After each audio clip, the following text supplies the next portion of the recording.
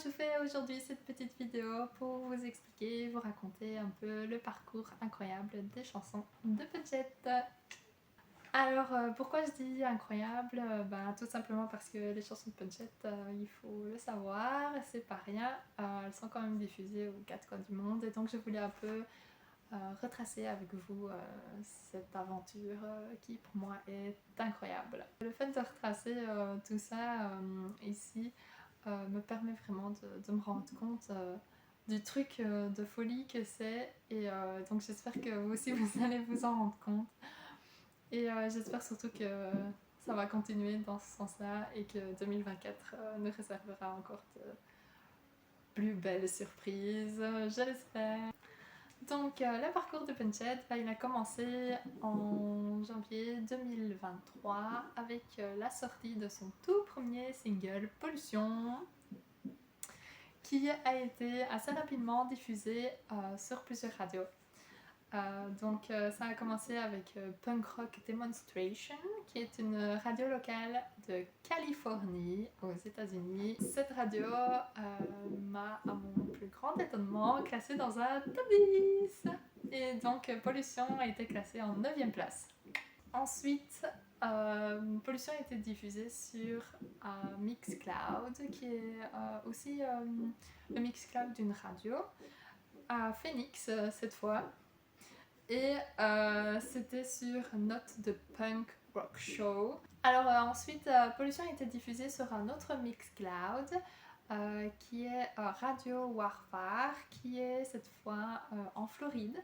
Ensuite, retour en Belgique, je suis passée sur AFM Amé, radio à laquelle j'ai eu la chance de pouvoir aussi réaliser ma première interview. Puis, s'est écoulé quelques mois déjà et il y a eu la sortie de mon deuxième single, Hypocrisie, qui est également passé sur Punk Rock Demonstration en Californie et qui a également été classé dans un top 10 en 8e position. Ensuite, c'est là que ça devient plutôt trépidant et intéressant. Mes chansons sont passées dans un show radio, le Mike Rogers Show, qui est en fait un show de Mike Rogers qui est à Tokyo et qui reprend des chansons d'un peu partout dans le monde. Grâce à son émission, en fait, j'ai pu être diffusée sur WFMU, qui est une radio basée à Jersey City, aux États-Unis, et qui est en fait la plus ancienne radio gratuite des États-Unis, mais pas que, car elle a été qualifiée 4 années consécutives comme meilleure station radio du pays et a eu droit à plusieurs articles dans des magazines de renommée que même ici, je pense en Belgique, nous connaissons, tels que le New York Times, le Rolling Stone Magazine, The Village Voice, CMG, BBC. Elle a eu également différents awards. Suite à ce passage, j'ai eu la chance que Hypocrisie soit classée dans un top 10 en 2e position.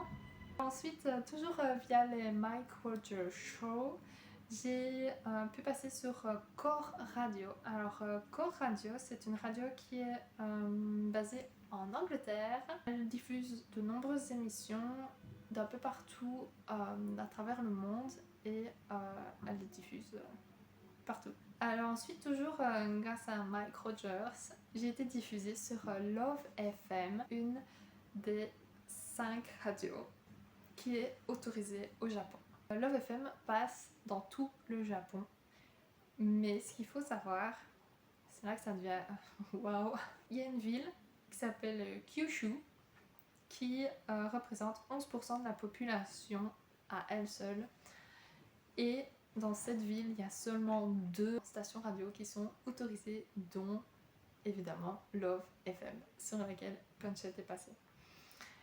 Et du coup, c'est sûr, je pense les Japonais ont au moins entendu une fois Punchette dans leur vie. Alors Love FM, c'est pas juste une station radio, c'est aussi une web radio, Radico, web radio donc payante, qui est disponible uniquement au Japon. et qui couvre tout le Japon. Ensuite, après ça, Punchette est parti faire un tour au Québec sur Deep Flow et K-Flow. Pour finir, Punchette a été aussi diffusé sur KUCR Radio sur l'émission Garage Rocktopia 88.3 FM qui, elle, est basée en Riverside, California. Et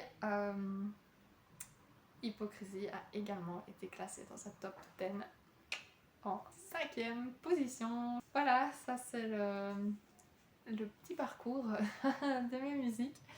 Et j'espère que ça va pas s'arrêter là et que ça vous donnera envie soit d'écouter Punchette ou soit de la suivre. Je vous raconterai plus d'aventures pour la suite. Ciao!